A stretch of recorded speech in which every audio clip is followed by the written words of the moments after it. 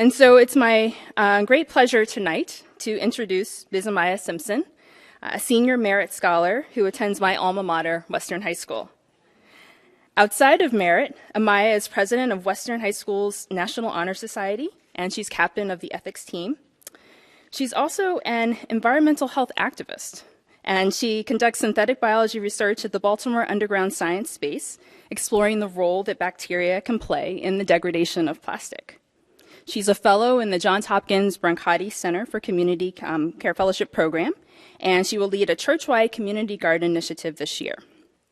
She is clearly passionate about conducting scientific research, and she plans to obtain her PhD.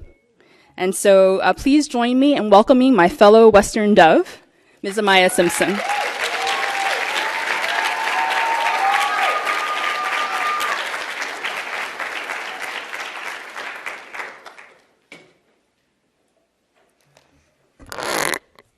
Hello, everyone. Hello. Thank you, Dr. Johnson. As a Baltimore City graduate, you are such an inspiration to all of the merit scholars, especially those of us from Western. Hello, merit friends and family.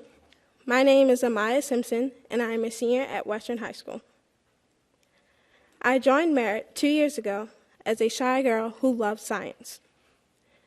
Those who knew me growing up would not believe that I'm standing in front of you today.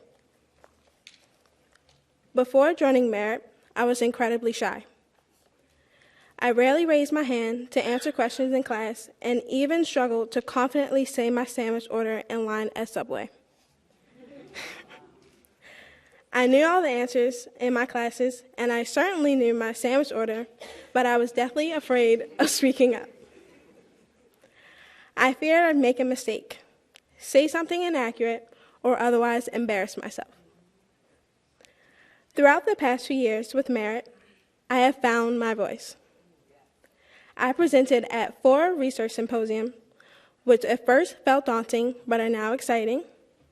I've shadowed busy doctors and found confidence in asking questions based on the science concept I've learned in merit. And I have a mentor, Chase, who always encourages me to speak up in school, merit, and in my community. Despite my growth, all the nervousness and anxiety crept back up before starting my research internship this summer. I felt that I was not prepared to speak up in a lab full of PhD students and postdocs. Needless to say, I did not get much sleep that late Sunday night in June. Monday morning came, and I showed up to Dr. Ben-Ho Park's breast cancer research lab and met my lab mentor, Ian Waters. Every day, Ian looked at me and asked, "Are you ready?" Trying to hide my fear, I hesitantly smiled and said, "I think so." To my surprise, the Merit Lab Skills Bootcamp prepared me to contribute immediately. We were able to clone cells in a culture, follow protocols given to me, and discuss my findings with the lab team. As the internship weeks progressed, Ian would still start every day by asking, "Are you ready?" My responses became increasingly more confident. By the end of the summer, we worked to create and validate a dual plasmid system to label and selectively kill cancer cells in a co-culture, which I proudly presented at the Johns Hopkins Care Symposium. Throughout this experience, I discovered a deep passion and interest in conducting scientific research as a career. I loved every minute of working in the lab, using my hands and following the protocols given to me. It gave me the space to work independently, but also gave me an opportunity to work outside of my comfort zones and collaborate with the team. Knowing that I get to put on my white lab coat and do hands-on work that I absolutely loved made taking the bus at 6 a.m. every day this summer worth it. Most importantly, it taught me to embrace, not fear, mistakes. My biggest mistakes became my biggest lessons, and I learned that failure is indeed a portal for making new discoveries. Because of my experience in the lab this summer, I see a clear future for myself. I'm going to become a scientist. Through merit, I have now developed a vision for my career and how I can improve health and environmental outcomes while stimulating my curious intellectual curiosity.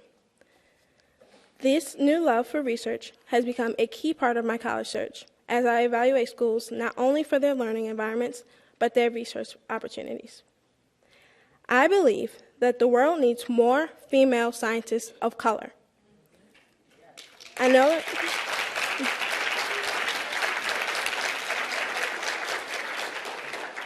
know that the journey ahead will not be easy, but I will persevere and lean on my Merit family as I work to obtaining my PhD. There will be long nights in labs, big group presentations, and a lot more mistakes along the way. But if you ask me today if I'm ready, I can say with complete confidence, yes, I am. Thank you.